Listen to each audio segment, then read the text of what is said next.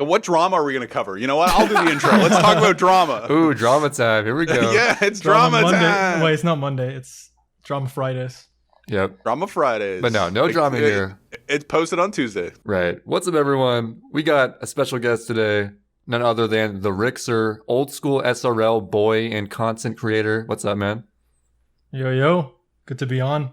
I'm glad you could come on such short notice. We have to say the title of the podcast this episode because Kwaniza has made me gun shy about just like at the end of our last guest episode, he was just like, did we not say video games are hard once? And I'm like, no, we didn't because you did the intro. Oh, yeah. And so welcome to Video Games Are Hard. This is episode 7. All right. Awesome. Season 2. Season 2. Welcome to ThaRixer. And you know what? That's my second follow through on the introduction that Trey screwed up. Yeah. And now we're here. Yeah, good to be here. I think that in season 1, I used to have the problem of being too formal, and I'm like too informal.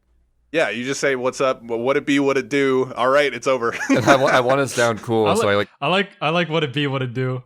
That's good. Oh, thank you. Yeah, I came up with that one. Dude, Trey is such a master of the words. But hello, ThaRixer. Hey. Old school SRL speedrunner. Wait, how old school are sure. you? When did you start like looking around and speedrun stuff? Okay, so so I say old school SRL because like I think the first time I stepped my foot on SRL was like March 2012. Okay. So I'd say that's pretty early. I mean, there were people around in like 2011, maybe even 2010. I think the site was up in 2010.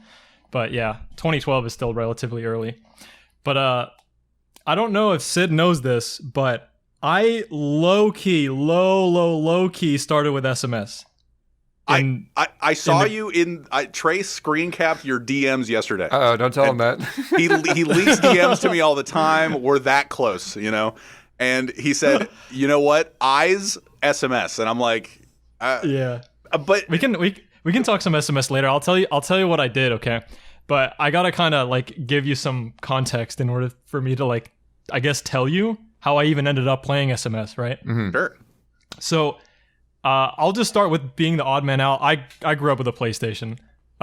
It was more common in Denmark. I'm not from America, I know. Hey, I had friends that had PlayStations. We're talking the Yeah. OG PlayStation. Yeah, so I grew up with a PlayStation 1 Mm-hmm. and loved it. Got the PlayStation 2, loved that too, and everything. And then like right around 2008, 2009, this is when I started going on YouTube for the first time. I was 11, 12 years old, and like on the front page, like I never like cared about front page. I always like just searched up like funny football failed 2006 or some shit like that. I don't know, just whatever was on. Fail compilations were so popular back then. Yeah, some like fail blog or something. Yeah, fail blog. Oh my god. Yeah. Oh, that's ancient. I do love specifically the football fails from 2006. I always 2006. I always boot that up. Yep, gotta have that on there. I remember, yeah, there was like some video with like Jimmy Eat World the middle on it. Ooh, some montage. Good song. It's a good song. Yeah, it was.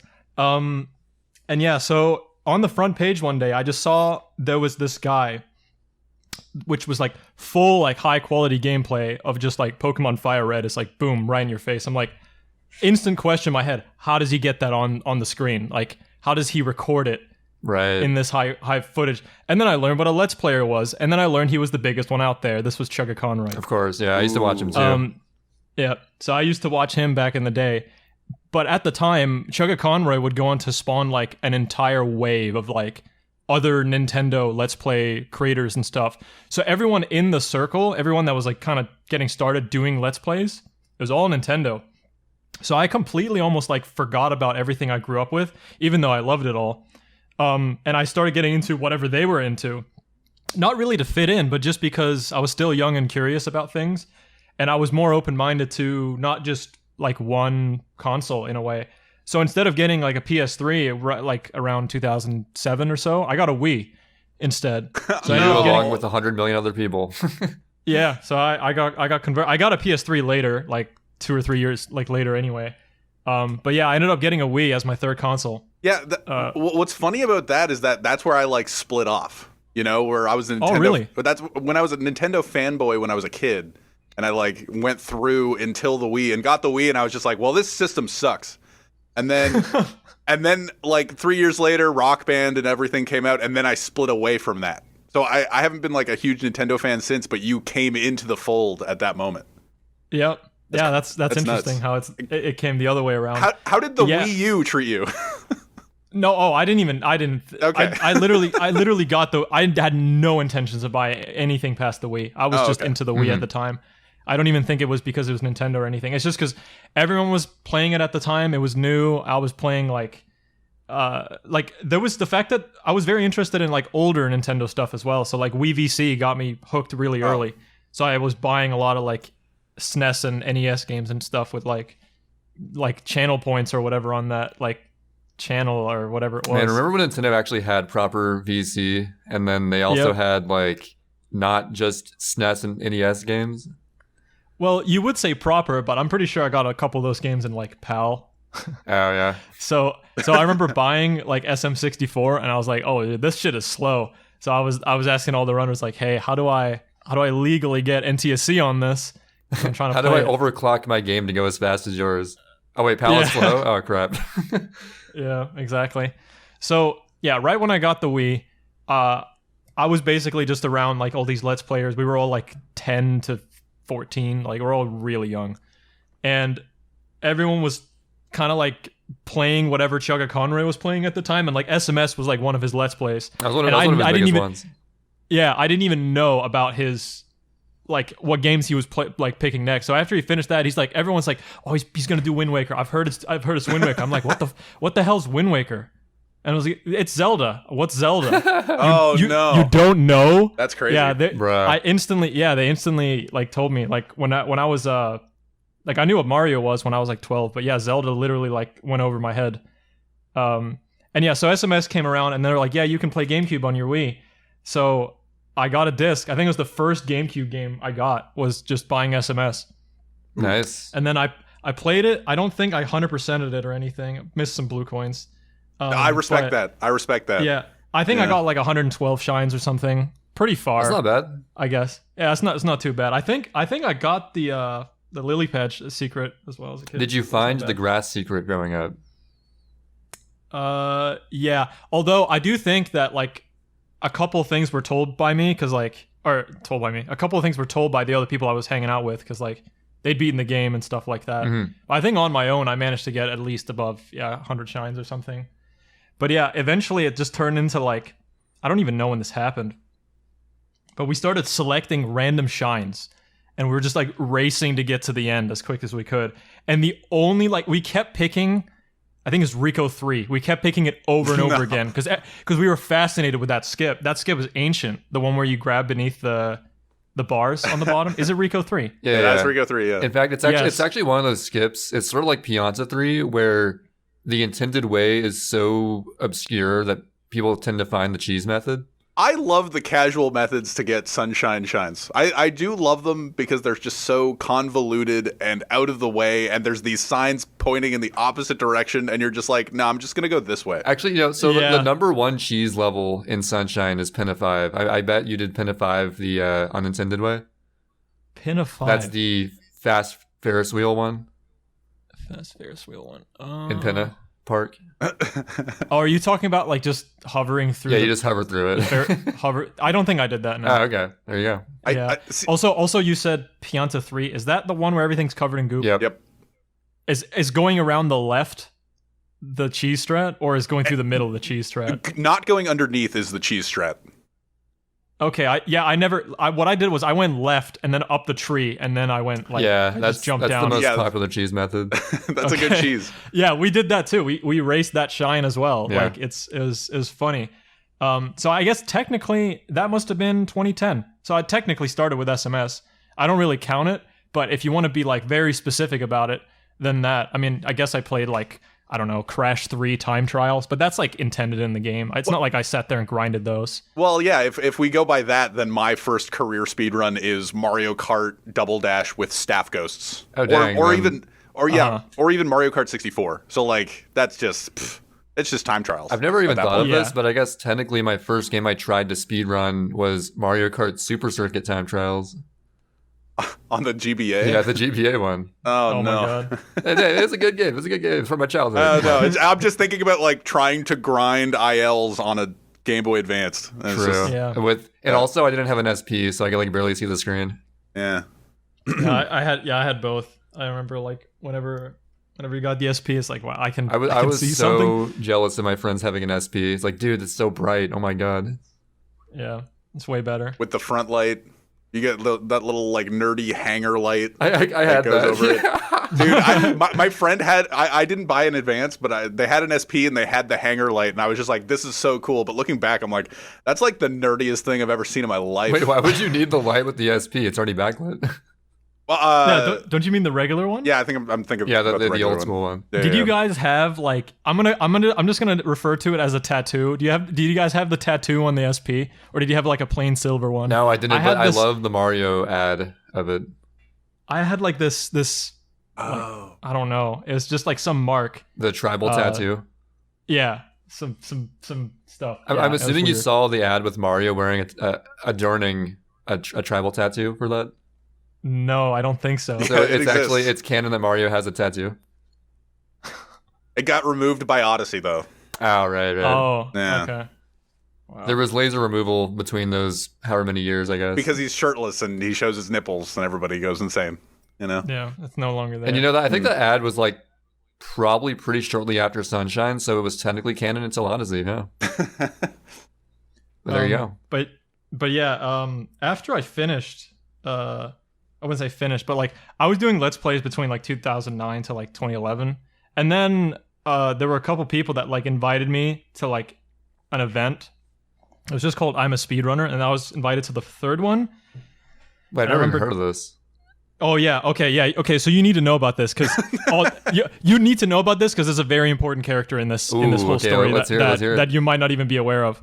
So yeah, basically a bunch of Spyro and Crash Let's Players like started doing speedrun tournaments. Nobody really practiced. Everyone was doing it off of intuition. Wait, okay, I'm gonna give big brain read. Mhm. SSBM stuff. No, Okay. it's someone you know even closer. Honestly, Okay. well, maybe not know, but like it's someone you wouldn't expect maybe. And yeah, so like the tournaments go on. I get invited to the third one. I remember denying it. I just remember it showing up in my YouTube inbox whenever that was a thing. And then the fourth one came around, and I started talking with them a little bit more, and I like ended up accepting. This was a Ratchet tournament, so it was Crash, then Spyro, then Crash, then Ratchet. So they just wanted to do something different, and I faced off against this guy, Lapogne36, very ancient name, but yeah, he did a couple old school like task stuff. And then when the fifth one came around, the winner of that tournament was Samurai Man. Oh yeah. I know him. Yep, he was the That's only familiar. one at the time that knew how to neutral slide spin, which is where you slide, then you let go of the analog stick or the D-pad, and then you press square, and the slide speed converts itself into the spin. Very easy technique at the end of the day, but like they were all Let's Players. Like nobody knew how to do anything, you know. Wait, is this like Crash? This is Crash 2. Yeah, this Okay. was in Crash 2. Was it like that one tournament? So I'm trying to put myself in the situation. Is it like that one tournament where I can't remember who the runner was, but they were doing some sort of SM64 race really early on before like speedrunning was a massive thing, and the one runner, the actual runner, crawled to the door. Oh, you saw that? And then he started speedrunning as he entered the door after the other guy had like was doing his like free running casual way to enter the door. Like, is anybody thinking of the same video I'm thinking of? Yeah, Can I know anybody recall exactly that same video. I know who it was too. You're gonna have to send me that. That was it was. Is that some old stuff? Yeah, there was an old school runner named Sicko. And Sicko. Oh yeah, yeah. Sicko was yes, like Sicko. crawling to the entrance versus like this other guy. Yeah, he was just sandbagging until the door while the other guy was just going like, yeah, I'm going to destroy this kid. I'm an SM64 pro, but then I remember Sicko. Yeah. He was the first proponent of like VC. Oh yeah. Yeah, I remember that. But yeah, so I got invited to this tournament. Samurai Man swept the whole thing. Samurai Man was good at a lot. He actually played a lot of different Crash games like back then. He was like world record holder in Crash 1, he found a bunch of skips in Twinsanity, Crash Twinsanity, and he was good at like Crash 2 and 3 as well. He played a lot of them before he moved on to other things. Samu was like the goat of so many games. It was unreal. Yeah. Oh, he's super good. But when he won, he like said like to a lot of us, he's like, hey, like doing races with you guys is fun, but you should try Speedruns Live. It's a bit more official. There's a bot. There's all this stuff, and he showed it. He showed it to like me and like my other like friends. Basically, I'm pretty sure it was him. It might have also been like Neviets or something. Like he basically like that kind of group. Like we got shown SRL, and eventually I found out that like people didn't just race. That like the front page people were doing like attempts, and it all just kind of spiraled from there. And what year was this? This was 2012. Okay, this was like March 2012, and then proceeding from that tournament, the 5th tournament was mostly Crash 2. I kept running Crash 2 just because I was really fascinated with that tech, that neutral slide spin thing. You just moved so fast, so I was like, okay, I'm super in love with this movement. So I just ended up running it from there, and my speedrun.com history is everything I've done in the 10 years between, maybe 9 years between. Did you also watch like an old GDQ back then?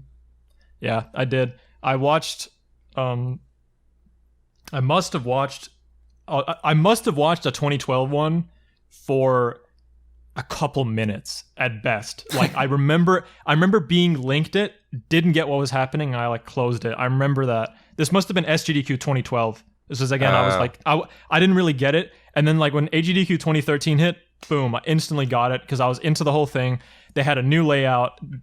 Like nothing looked like crap anymore. Like they actually had like a blue, like solid layout. The timer wasn't default W split.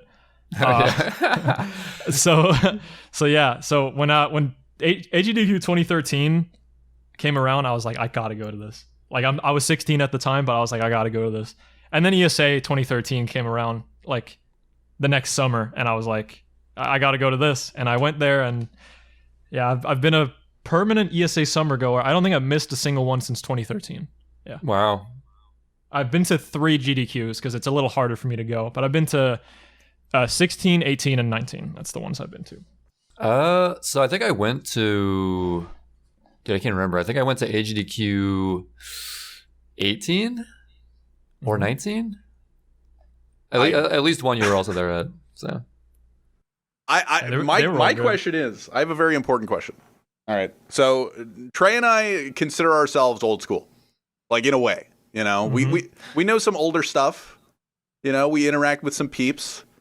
We got some knowledge. You know, we've been around a little bit. But what do you consider yourself? Like, I usually say SRL old boy because I think if you're on SRL, I think at this point you're kind of ancient in a way. Not SDA kind of ancient, because if you're still around from like SDA, then I mean you got to clean that like Egyptian tomb that you just came out of.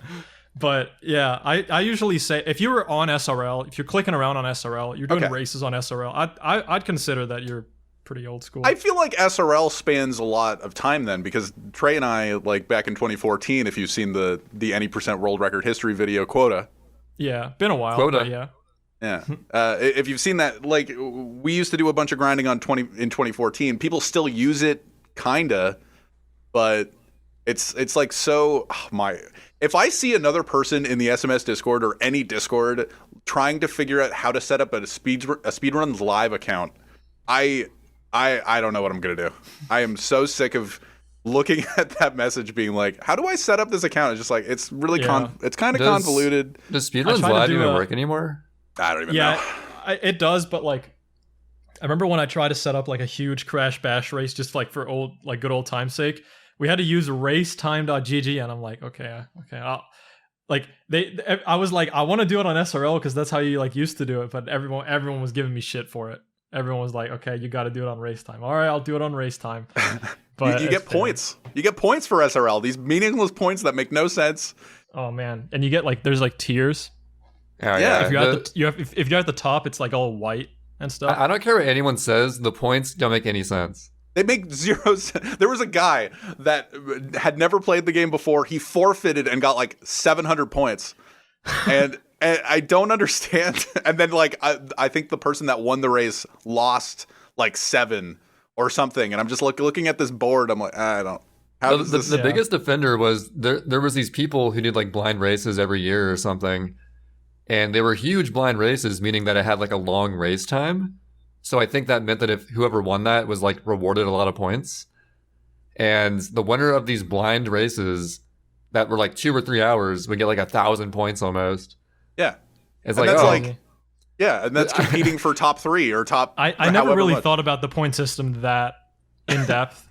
I guess Hey, I guess we used to care. I guess because you had a lot of runners in SMS. I guess you like paid a bit more attention to it.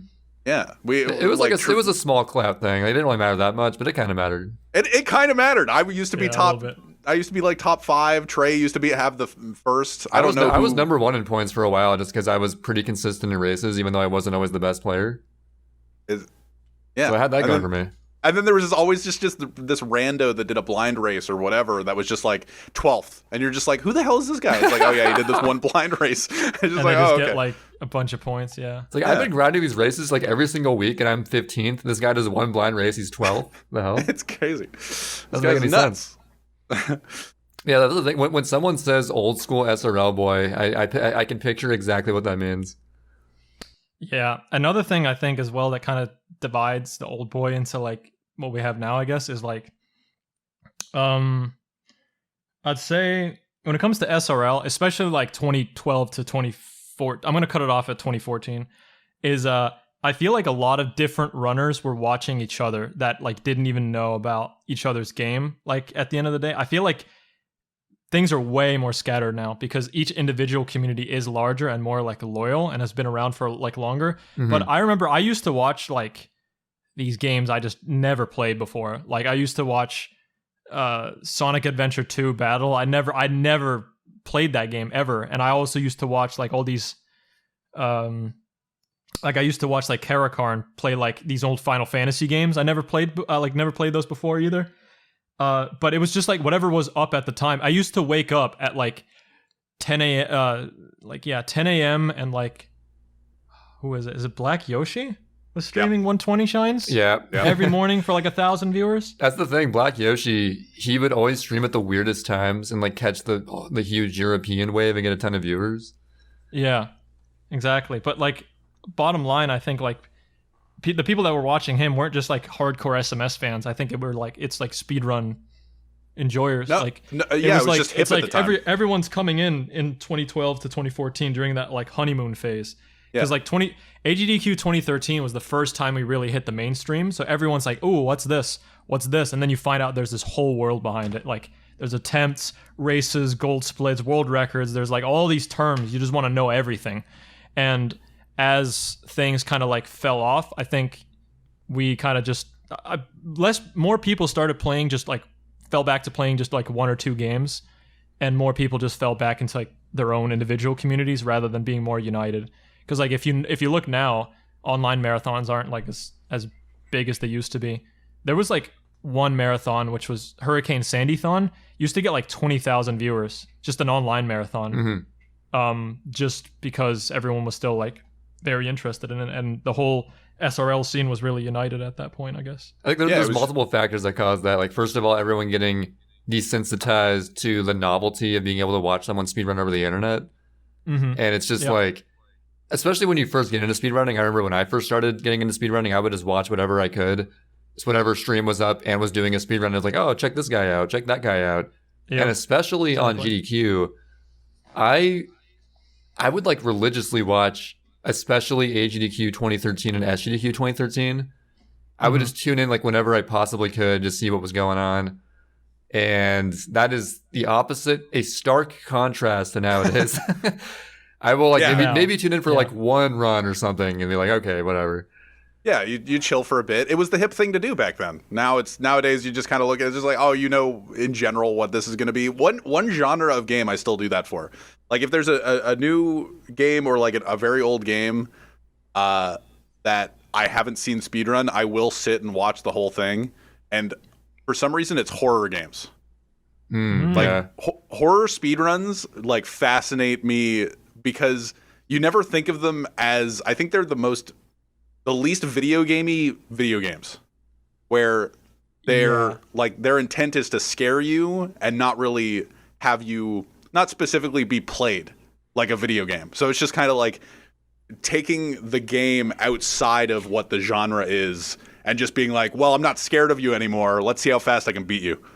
And I've always been fascinated by horror games. Like every GDQ block, I watch all of them, even though I watch a very small percentage of GDQs nowadays, being the SRL old boys we are, if I can take that tag as well. Oh, and but yeah, like the Silent Hills and maybe not the Resident Evils. Resident Evils are kind of corny and stuff, but like to some extent, but like Resident Evil 7, I did sit and watch the whole speedrun of that lately. Or Resident Evil, is it 8 now? Yeah, it's a Village. Yeah, 8. I watched the whole speedrun of that, and but what other newer game have I sat and watched the whole thing of? I don't know. Welcome to the game too. Welcome to the game too. Well, that's like 2 years ago. Yeah, I mean, it's weird. It's kind of it's one of those things where we're running out of audience to like have this amazement. So like we need a new basically speedrunning just needs this new purpose of retaining people around. Like how do we make people still interested in speedrunning? Because like watching people play these games fast was fascinating like what 6 years ago. It's still fascinating for some people are still like just find out about it like now. But it's really hard to like we're running out of audience almost. Well, a lot of the time it's still one and done, where it's just like you watch the speedrun, you're like, oh, I get it. Yeah, and actually that was me for the first few years of my internet's time knowing speedruns exist, because like my brother showed me the original 16 star tasks in like 2005. And I was like, oh, that's awesome, sick. But then like I didn't get like into the speedrunning scene that early, obviously. I was like 10.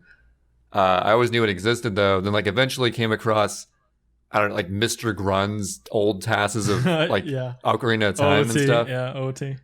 But even then, like I'd see some stuff every now and then, but never really like get into it. But what really like pushed me over that edge was ZFG's like 21:45 any percent run. But yeah, I agree with you that for every person, once the novelty runs out of just straight up seeing attempts, because back in the day, like Siglimic style stream was all you needed. You just had to have a timer and be good, and you would get viewers. But now, even like it's super saturated now. Yeah, even the tippy top players, like you see it happening even in Sunshine. Like Guy 2308, he is clearly the best player, but he only gets like maybe 100 viewers on average. And it's kind of unfortunate, like people who put in way more work now to get to that top level than they had to before get fewer viewers. But on that same token, starting back then was less accessible. It was more hard to like have the proper internet and equipment to stream. So it kind of balances out that way. But yeah, back in the day, if you just like streamed a game and were good, you were like getting hella viewers. And if you had a mic, that's a bonus. Yeah, a mic was like a huge, like, yo, this guy has a mic, let's go. Webcam? Holy shit, this guy's a webcam. Okay, webcam, you were like pushing new boundaries of like a new paradigm. If you had 3 split pedals like Trihex, you were. Oh, dude, Trihex, oh my god. I remember when I saw Trihex like in 2012 or 2013, he was so ahead of the curve in his setup. He had so much stuff going on. I was like, this is crazy. I told him that he gave me a raid like a couple months ago. He does that like once a year. He just like raids me for like a ton of viewers. I'm like, oh wow, it's you again. Oh yeah, it's been like a year. Good about that. It's you again. it's you again. It's been like a year. And then I told him when he raided me, because like I was just like, you're ahead of the game, man. Like I don't know how you had the like full body cam, the 3 split pedals, the like you could see the controller, you could hear the thing he was doing on the controller where he's like flicking his nail on the oh my button. God. Old school Yoshi's Island Trihex streams were the best. Yeah, that was sick. Still not a Super Mario game. I'd say it is. Fuck you. Super Mario World 2, bitches. Yeah. I just wanted to go back to the statement about how like you're talking about Guy and how he's the best at the game and stuff, and like he's so much better than I think it's the difference between casual and speedrunner back then was so it was so drastic. It was just like, oh, I've never heard of this. Oh, this guy's actually attempting this, versus we know what speedrunning is and now it's slightly faster. But like, yeah, yes, people are like way better now, but it's only like a minute, you know? Yeah, casuals don't understand the difference in my skill level versus Guy's skill level. Yeah. Because they always ask me, like, what is Guy doing that's faster than you? Why are you so bad? Yeah. Not that meanly, but they do ask that. And it's like, you, as a casual person, you can't perceive the minor differences in strats and stuff. So like at a certain level, it's like a point of huge diminishing returns. The runners can appreciate the true difficult stuff, but casuals can't so much. So maybe there's some truth to that. Yeah, I see. And even in video content, it's actually very difficult to exemplify that, I think, or just like to say like oh it's like 2 seconds here. It's like he does like a little bit of a better dive here. People don't like, realize everyone wants me to make an updated 80% history video, but people don't realize like what would that entail, right? It would just be movement. It's a large description of, oh, there was a strat. It saves like 0.3 seconds. Wow. And now there's this strat. It saves like 0.8. There was nothing like totally game-changing found since I made that video in the past. So if I were to make a new video, it would have to at least be after some major new skip is found at least once. So yeah, I agree with so you. people understand that, but I understand what people want it. What's the difference in time now? It's like a minute 24 since you made it. So Guy's recent record was a 1:13.16. So since I made that video in 2017, it's gone down. Wait, can I guess can I guess the was the record Nindide's 1:14.40? Yes. Yeah. I deserve So some points. it's gone down. I deserve some SRL points. Wow, here's clout. Yep. That record lasted like over 2 years. It was nuts. Give me the SRL points. That's the only record that anybody should know, right? Like nowadays, you just kind of see a guy tweet being like, the 113 number 27. Like, yeah, Guy just improving the record weekly, no big deal. And then Yeah, and then he just posts the newer record, and you're just like, oh, okay, now it's better. Like, yeah, okay, it's cool. gone down a minute and 24 seconds, I believe. Yeah. So. I do like the conversation about the 120 update video. 120 update video definitely. Yeah, I could learn something from that. 120 has had plenty of new stuff, and I want to even give it like maybe another year, see what happens. SB can get the record any day now. I was gonna say, looking at your shoes, you'd probably be good at making like another one in like a year or two. Yeah. And it's also especially going to be good because I don't really like bragging about myself too much. It's like, I got the record. I'm so sick. But this way it'd be more like a neutral position, just seeing from the outside from a person who like sort of has experience in the game. So, but now you have a year to try to get it back. True. Let's go. And I guess before we leave the Sunshine topic to get back to Rick's, I just want to mention I got a 114 finally. Oh yeah, I saw that. Yeah, good stuff. You're going for lower? What's up? You going for lower?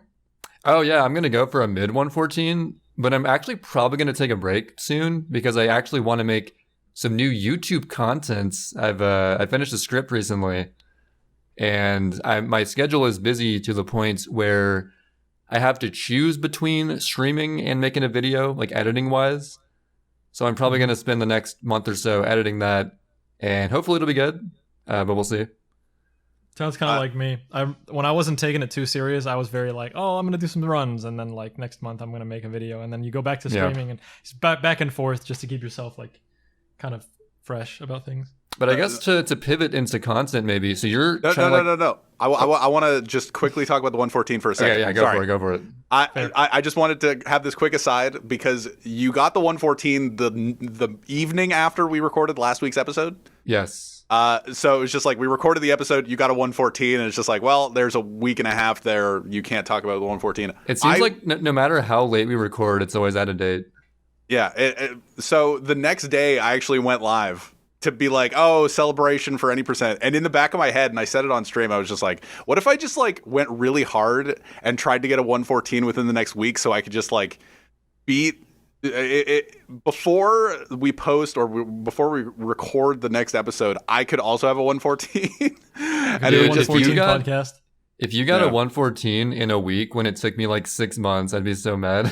and I played like 4 runs, and I was like, okay. And I was just like, okay, I'm done. Or no, I guess it took me like 4.5 months because I took a month and a half off. But yeah, it took me a while. So I just wanted to put it in there that I was just like, in the back of my head, I had this ingenious plan of devaluing Trey's 114 wait, so hard. Yo, I have an even sicker, more genius plan. What if I got world record just now?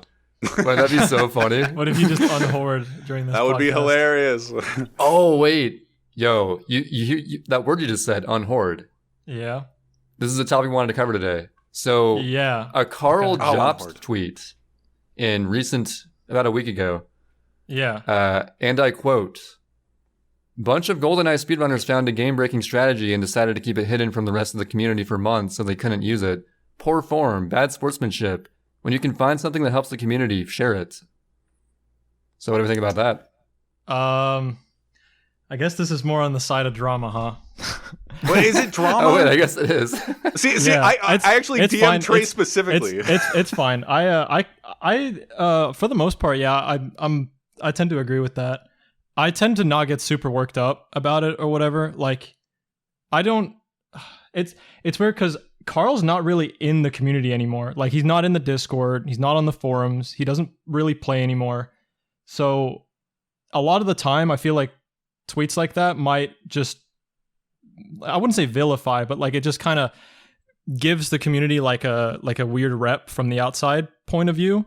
True. And like, while I agree that you shouldn't hoard, especially for that long, I don't like how long it was hoarded. It was months. Yeah, how do you even keep it secret that long? Yeah, it's weird.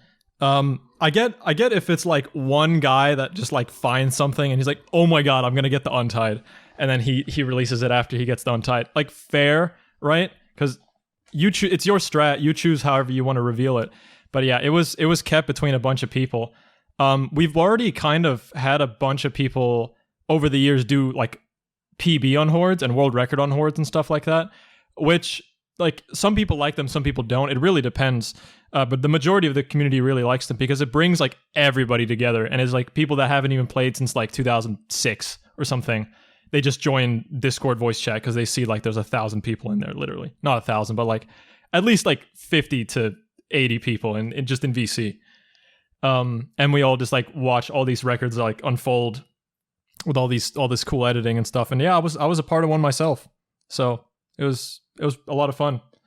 But yeah, I think the strat is I didn't think of anything at the time. I just went, oh cool, that's not like that, because I was like, that's one of my favorite levels. So I don't know if you know this, but I played it like instantly after the strat got revealed. I've grinded that stage a lot. Wait, so which level was it? It's on Bunker 2, and the majority of people were playing Agent because like not everybody's played the other two difficulties. But it was a strat where you're stuck in a jail cell and there's like a key on the wall and you need to pause, which like Bond has to do this like long animation of taking out his arm and just looking at the watch. Yeah. Exactly. And you select the watch magnet attract, use it, and then you get the key off the wall. It like, I guess like in the movie, it like kind of slithers towards you because it's a magnet. But that takes like 3 or 4 seconds. But you can like, there's a small crack in the jail cell door where you can get out, and like some of the taskers figured out you can like lean through it, so you can like kind of peek around corners with the R buttons and stuff. If you do like a specific set of inputs, you can get through that crack, which saves the whole pause. So you can save some time. Yeah, old record was 23, new record's 20 by Cali W, and wow. A bunch of people have 21. I think I was, when he posted it, I think I was the 3rd or 4th person to get 21, so it was pretty cool. So wait, this group was keeping it secret until they all got like a mutual tied record, or what? Yeah, pretty sure. Yeah, which I think that's a little scummy, but that's fine. We're moving on again. Like, at the end of the day, I think it's one of those things where we kind of learn from it.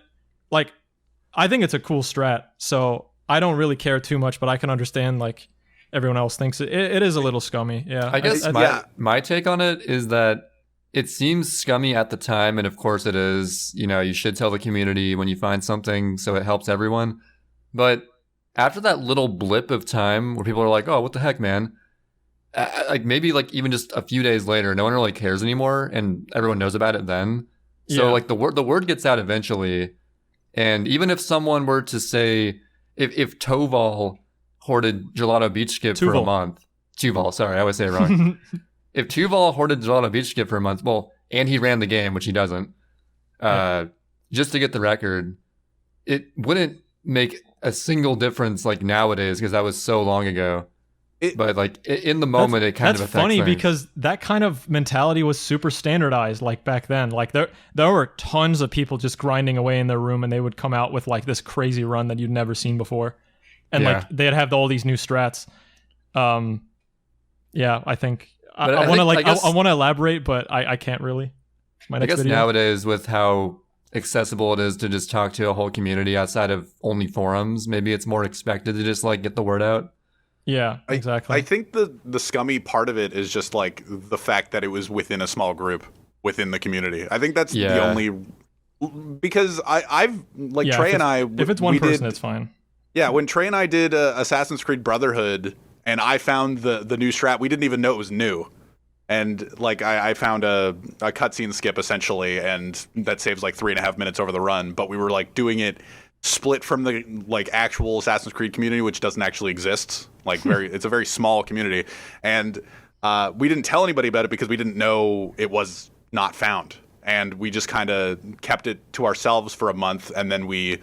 Like when we did our run, we told the community about it. Like I DM'd the world record holder and like showed him the video, and he's just like, "Yep, this was never found. Good job." And like we didn't like hoard it, but I've never had really the opportunity to find something and then keep it under wraps, because usually I find things either on stream or I then. Like I don't even know when you say the world record dumps and stuff. There was a community. There was a little bit of drama in the Mario Kart Double Dash community like a year ago or so, where they got a new world record, but they didn't show the video, and and there was a little drama around that. I know Optimistic Emo wasn't very happy about it, and eventually he did post the video. But it might have been after the world record was broken or something. I can't really remember exactly what the drama was, but okay. Yeah, so the drama was essentially that, and we said we wouldn't talk about drama, which is funny. But this was like a year ago. So can I say names like Goomba and stuff? You just did. Okay. So Goomba, he didn't post video of like I think it was his dry desert flap time. Yeah. And the theory, Goomba never said this, the theory was he was keeping the video to himself because he included an extra secret MT somewhere that Emo himself had to figure out. And coincidentally, right after Emo beat his record back, suddenly Goomba could post the video. So, coincidence, right? See, I don't think, I don't know, world record dumping is weird. But no, it's cool in GoldenEye because they have like a tradition where they come together. Kind of like a tradition, and also we have really good presentation. I think if you're doing it we've kind of have a stance on it like this. If you're doing it just to do it, there's no point. If you're doing it because you want to like, especially because like a lot of the people that were coming out with those like unhoarded times like were new people at the time. Like they weren't posting like that great stuff, but like. So it's kind of like the community has this expectation of like, okay, this person can get these kind of times. So you see this unhoard and they like one up themselves, like they really push themselves to get those extra like good times and stuff. And you're like, wow, like good stuff and whatnot. And usually they don't include like multiple untieds or whatever. Like in the horde that I was in, I had one untied, and it was like something like it was a level nobody was playing. So there was nothing like I don't think anything was like really in danger or anything like that.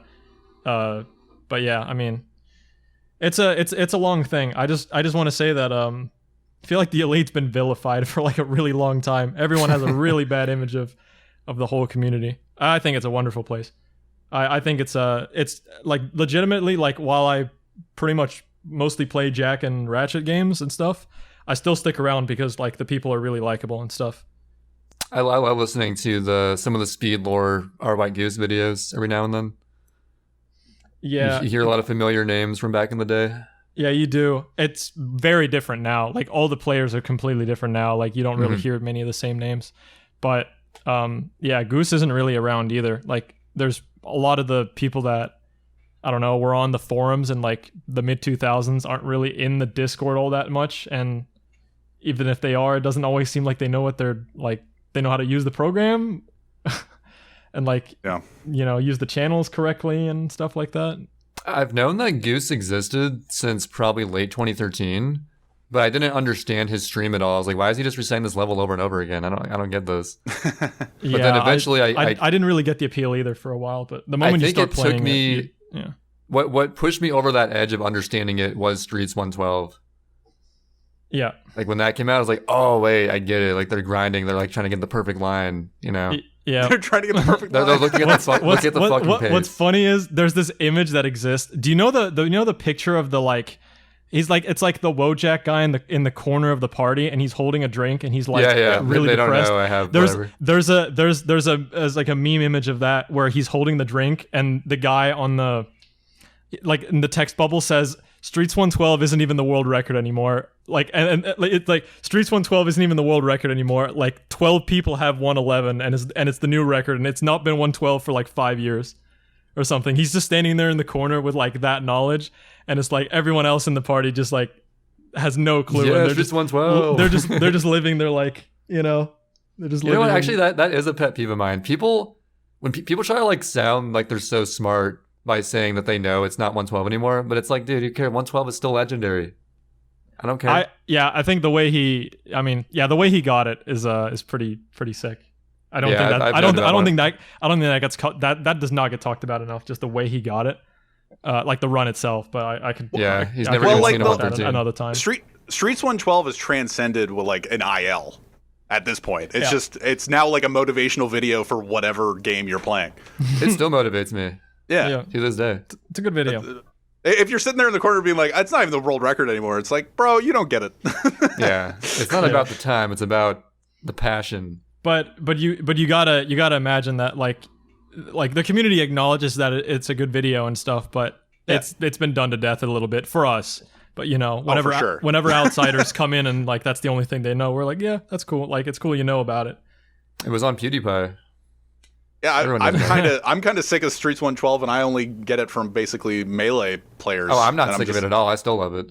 I don't know what you guys are talking about. Y'all are crazy. What do you mean? It was a fantastic video. It's timeless. I'm just trying to think of like things like I'm still on unhoarding, but the closest thing that I've done to hoarding a world record is, and Trey knows about this, he's the only person that does, in Serena 100s. Yes, it's so minor, like in 007 in GoldenEye, ILs are such a massive thing. Like it's the thing. In Sunshine, it's not nearly as massive. Like Trey and I did a world record history on one of the specific levels last week.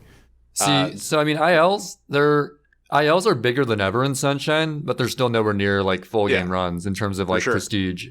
Yep. But like I do the 100 coins, or I used to do them a lot, and because like every level can have a separate route, blah blah blah, true 100s, blah blah.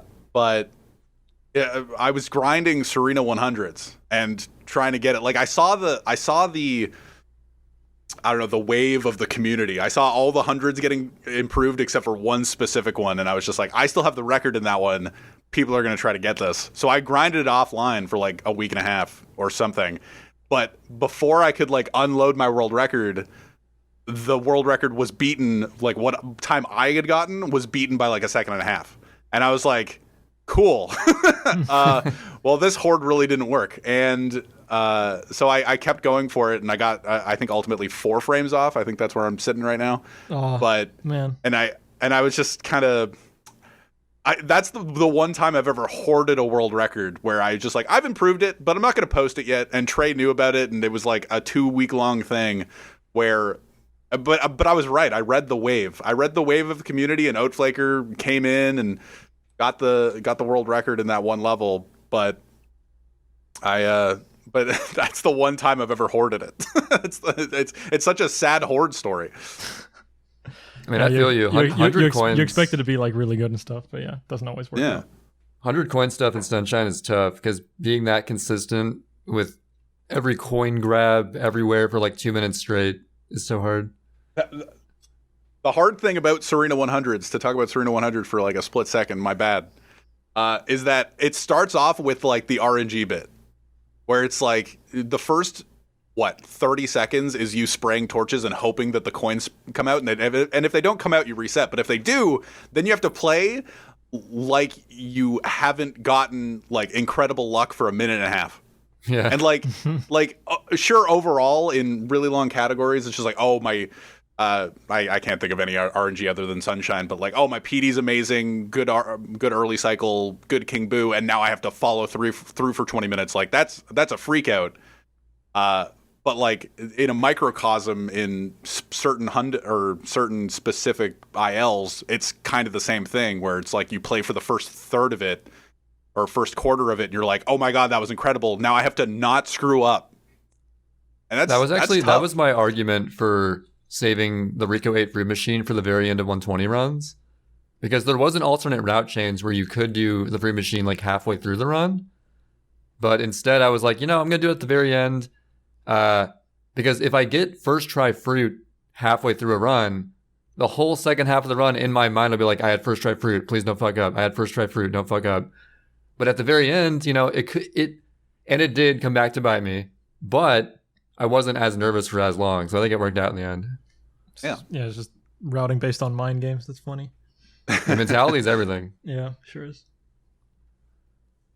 So, what is your first gaming memory, Rix, ever? First gaming memory? Is this like a common question? We're talking before speedrunning, before anything. Man. This is like the first guest question. It's like, you're new? Here. I feel embarrassed at like saying the first game I played, because it's one of those like, I mean, you wouldn't even know because this is like a Scandinavian thing, I'm pretty sure. But it's like an education game, but it's like got some like fun mini games and shit on PC. Like, I was like 5 years old or whatever, playing on like Windows 95.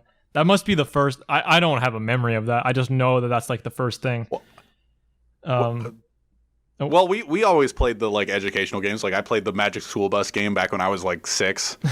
I am no stranger to those games. I had the Clue Finders. I had Reading Rabbit. I had all kinds. Yeah, Reading Rabbit. I was trying to think of. I forget the name of the ones I played, but yeah.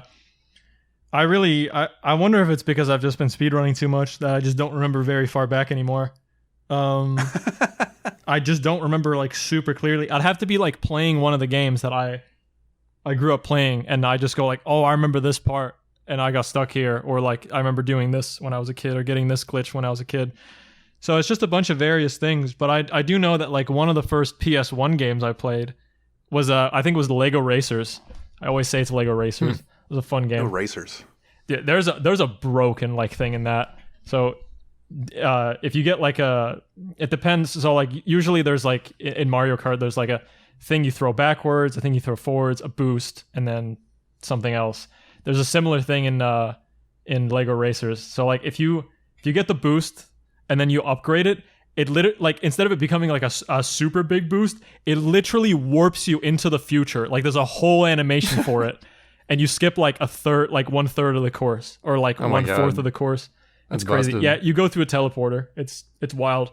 Imagine if it's like a bullet bill, but you warp. Like an instant bullet bill. Yeah, it's an instant warp. Like, it's crazy. Oh my god, Mario Kart needs to step up their items. Oh my god. Yeah, like Racers had it on lock. Other than that, not really sure. I played a lot of different games for a lot of different consoles. I think my collection now is like, I gotta have physically over 150 games or something like that. Yeah, not to sound disrespectful, but you not the way you sound, but the way you talk about, you sound like a gamer. I sound like a gamer. Yeah, in the most respectful way. Yeah. I get what you mean. Yeah, that's a badge of honor. Yeah, I'll take it. You know what? I'll segue into an interesting question. It might not be an interesting answer, but who knows? So Trey and I have been trying to like get back into, like, we speedrun Sunshine, blah blah blah, and we like he played Pac-Man and all these other random speed games. Pac-2. Have you ever tried to like get back into casual gaming? Yeah, I am currently doing that right now, actually. Yeah, I'd say it's working. Just playing stuff I never played before.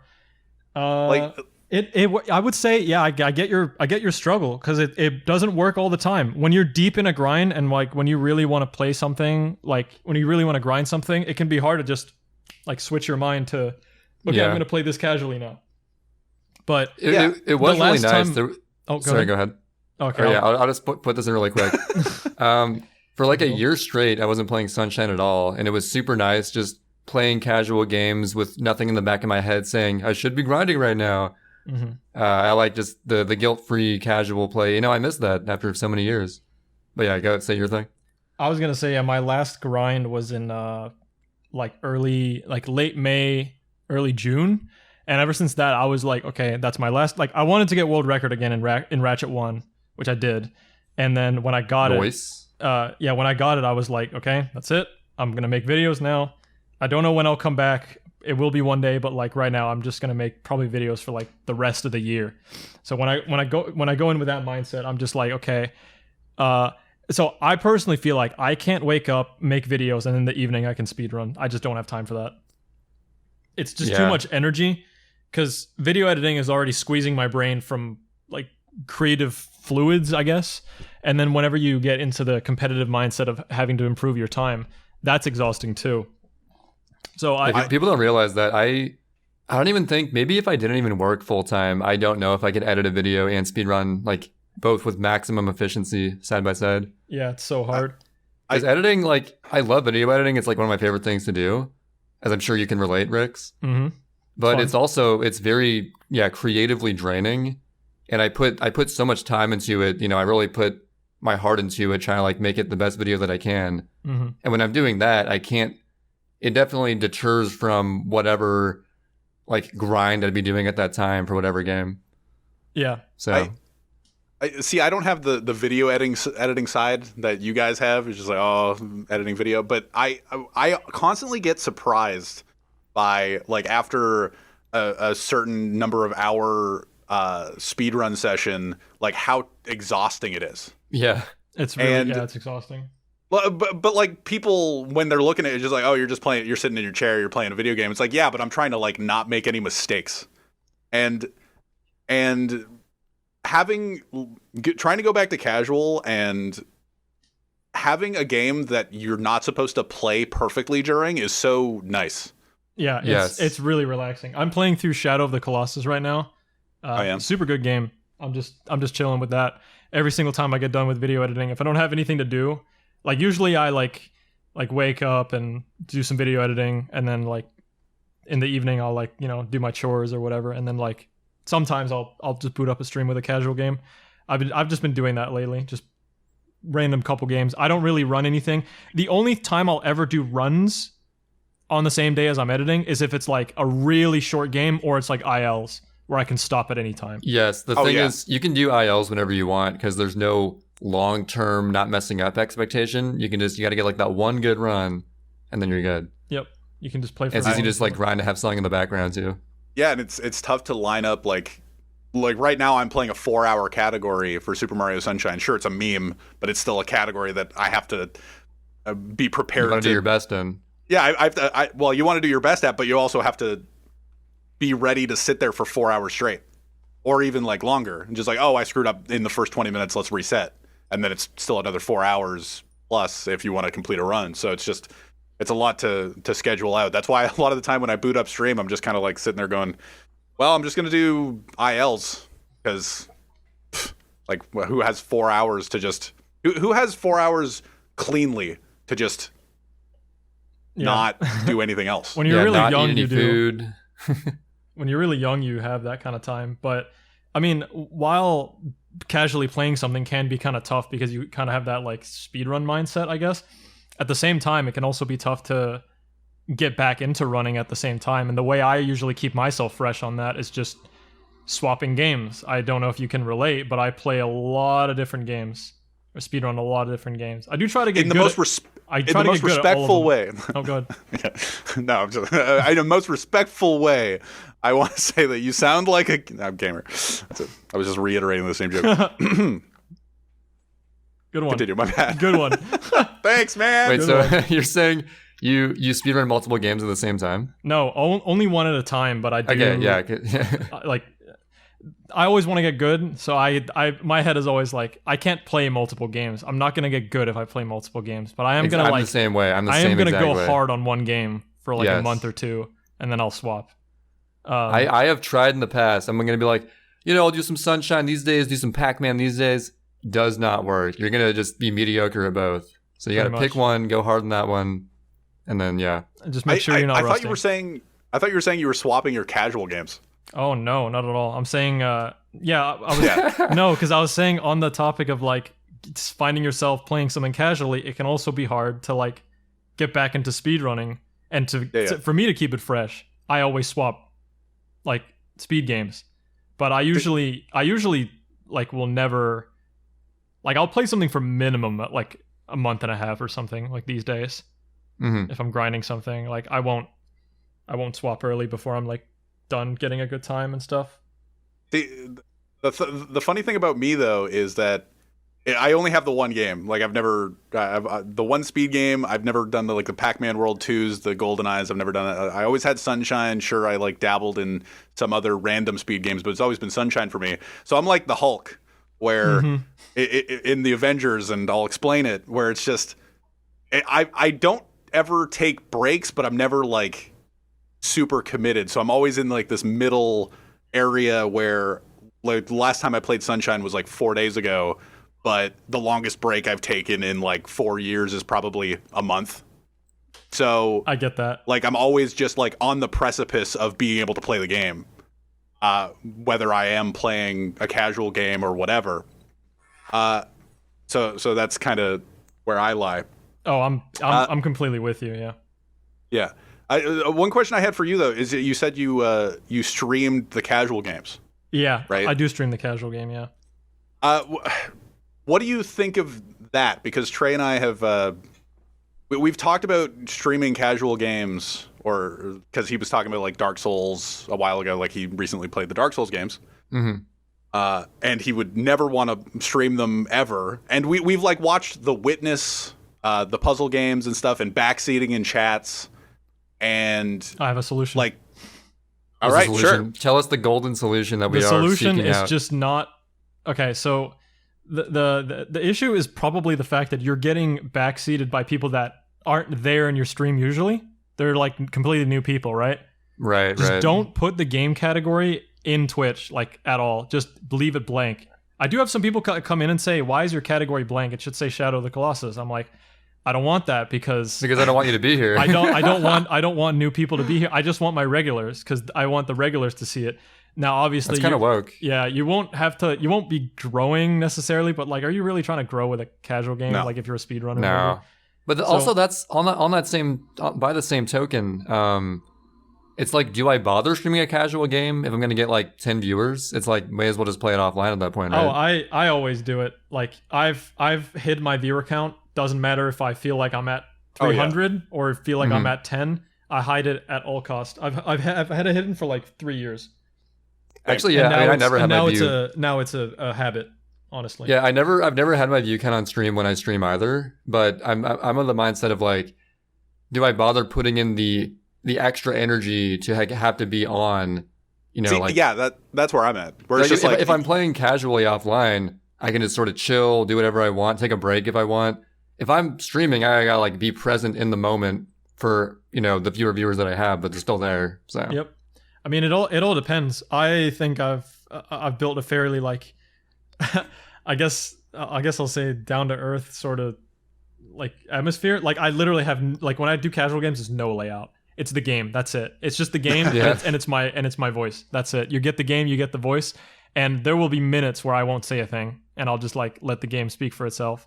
And I think that attracts like a very niche old school audience. I guess your SRL kind of old people, I guess, because that's kind of how it used to be. It used to just be like no mic, default W split when golds weren't even a thing.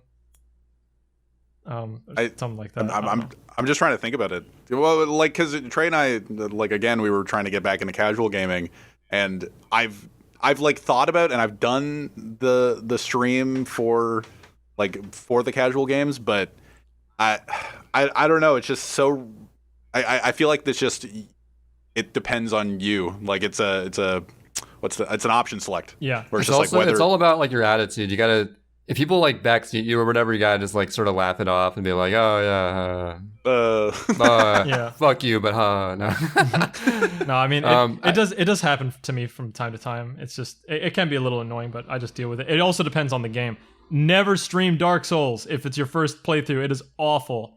God, you get so many people. Yo, so I'm really glad I didn't stream my Dark Souls 1 playthrough because I was like super Omega scrub. Took me 2 hours to beat Taurus Demon and stuff. When I got to Dark Souls 2, I was a lot more competent and actually got through the game with a lot more ease and had like a really good time with it. I'm the opposite. I couldn't get past the first place. I quit right there. Oh, Dark Souls 2? Yeah, but I beat Dark Souls 1 pretty easily. Not pretty easily, but like I got Dark Souls through 1? it, yeah. Was Dark Souls 1 your first one? Yeah. Dude, what? I couldn't get past the first area in Dark Souls 2. I just kept dying. For me, Dark Souls 1 was like a huge struggle because it was my first time with those game mechanics. But, it's similar mechanics in DS2. Mm-hmm. It's just applied to different enemies. And they're like, Estus Flask is nerfed and you're like, your roll is a little bit worse. But like, yeah, there were bosses, obviously, especially in the DLC that I struggled with in Dark Souls 2. But I had a really good time. That being said, if I streamed that, I probably also would have regretted it.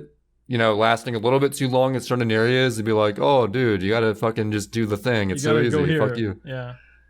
And I'm like, because I have experience with 2 Souls games now, I'm just like, I'm teeter-tottering between do I stream Dark Souls 3 or do I play it offline? Yeah. I'm leaning towards offline, but there's also that thought where it's like, what if streaming it would lead to like some really epic moments that like everyone would see? Also, do you have this feeling that like if you don't stream, like the beginning of your you either want to stream the very beginning and like all the way through, or you stream none of it. There's no I'm gonna stream a little bit here and there kind of thing. No, it's got to be like it's such a let's player like mindset, but. That's actually exactly what I did. I streamed an entire playthrough of Fire Emblem 3 Houses Maddening mode. And that was actually really fun. I enjoyed that for the most part. I had a really, really good viewer named Audio Blood who was like always there for that, and it was really chill. It's dope. And yeah, that playthrough took me like 100 hours plus. But I streamed the entire thing over a couple months, and I had a good time. But again, that was a game where I had a lot of experience already, doing 2 playthroughs beforehand. A brand new game would be totally different because I'm like totally lost and like there is that chance of getting totally stuck and stuff. And I like that feeling offline where there's no pressure to figure stuff out, but you still want to figure stuff out on your own. Yeah. Mm-hmm. And I hate having that pressure when I'm like streaming a game. If people were watching me play the beginning of Abduction with an O, it starts with an O, it's weird. Abduction. It's from the creators of Myst, apparently. But like, if people were watching the beginning of that, for 40 minutes, I had no idea what the hell, because the game doesn't tell you where to go. It's just kind of like, oh, go here. And then it's just like, well, nothing can happen here. So for 40 minutes, I was just kind of wandering around doing that. I can't imagine if I streamed it and put the category on that people wouldn't be in the chat being like, are you dumb? Like, are you okay? Because eventually I did find out where to go, and I literally just channeled my casual brain. It's like, okay, if I was a casual player, which I am, where would my next instinct be to go? And I went there, and I was like, oh, this is right. And that was it. But for definitely like a 45-minute period. But I was able to, after that without streaming it, after that 40-minute period, be able to leave the game and just like turn off the game and leave and go get like some food for like half an hour and come back. But like streaming, you don't have that freedom. Yeah. I don't know. I go back and forth. True. I think it'll always be the case where I only enjoy streaming if it's speedrun stuff or like stuff that I'm exceptionally good at. People want to watch me be good at it. Exceptional. Yeah, I mean, I'm a little better than the average person at Sunshine, probably. I mean, okay, come on, give me some credit. Anyway. You got a 114. But yeah, 114. But yeah, I don't know. Like, I feel like I'm not entertaining enough when I'm just me, and I'm not in like a video post-production form on my YouTube channel where I can like be interesting. I don't know. You know what I mean, Rick? Yeah, no, I get it. I get it with YouTube. Another thing with YouTube that I'm so blessed about is oh man, I have so many problems with Twitch, but to not list off like a bajillion things, Twitch doesn't have great discoverability, so it's like very hard to get yourself out there. You need to be really good at what you do, or you need to be like really outgoing. Or like really lucky. Or get And really have, lucky and have an some opportunity. connections. Exactly. Have connections to Ludwig and then boom. Exactly. but when it comes to YouTube, I feel like I don't know, like an introvert like me who doesn't really show his face too much. I'm not really all that like, I'm not really like too special. I'm just passionate about stuff. I'm able to create videos that still like showcase like, you know, good storytelling and stuff. Because I feel like I tell stories like fairly okay, but I'm not like a personality. I think I have the ability to tell good stories. I'm like, you know, I can do those things, but at the end of the day, I'm not a personality. And on Twitch, you got to be a personality if you want to grow as well. But yeah, either a personality or like the best of the best, and even the best of the best isn't good enough in speedrunning anymore. Yeah. Nope. And like it's so hard to like find the best of the best as well. Yeah. For example, if we go back to Guy, like how is anybody gonna find out about his stream? Like, to be fair, Guy is getting a little more popular. He's nowhere near like old school Samurai Man levels where he would easily pull in 1,000 viewers every stream. Yeah, exactly. 100,000 viewers. 100,000 viewers. Yeah, 1,000. But I mean, he still gets like, you know, 100 to 200, which is enough for partner. He'll probably get partner someday. Yeah, but it's still like, you know, it's significantly lower. But it's like there's not really a central hub anymore, like SRL, where you can like find a guy who's at the top. Find a guy who's at the top of SRL, and you just like click on the stream and like there you go, you're watching. Like there's no like, what's the best thing now? The speedrun tag on Twitch. And that's even like then, so saturated. I just started using that like, I don't know, half a year ago because there's like no better alternative. But it's just so ass. I'm sorry, it's just kind of ass. Yeah. There is no discoverability. I used to use the SRL front page of all the streams to find streams. Yeah, I still use it. I feel every like, once in a while. I feel like the meta now for streaming is like you have to be good at the games, but you have to have something on top of it. It's like the small ant, where you like he's really good at the games that he plays. He's not the best Breath of the Wild player or the best Odyssey player, but he is good and competent, and then he puts another layer on it where it's just like, don't touch the ground, or like the whole world's lava, or whatever his YouTube videos are, but he just streams those. And like what's one of them? It's I only beat Pokemon with only shinies, or whatever his video was. I watched that video, but it's just like he adds that extra layer to grab some sort of, not necessarily speedrun attention. Like speedrunners are going to watch whatever speedrunners are going to watch, but it's to grab that casual, where it's just like, oh, I know that game. Oh, he's good at, and there's this extra layer that I've never done. Like I've obviously never done. Why would I ever do that? So yeah, like, people have to constantly find new ways. Challenge kind of thing, and then people just like end up enjoying that kind of stuff. It's good if you have the whole package for sure. People have to like find new ways to be novel and find unique challenges, because back in the day, speedrunning was the novel thing. Yep, yeah. Dude. And now everyone knows what it is. It's funny. So. It's funny. I have this term that I tell that I say sometimes, because another big Ratchet streamer, Zem, like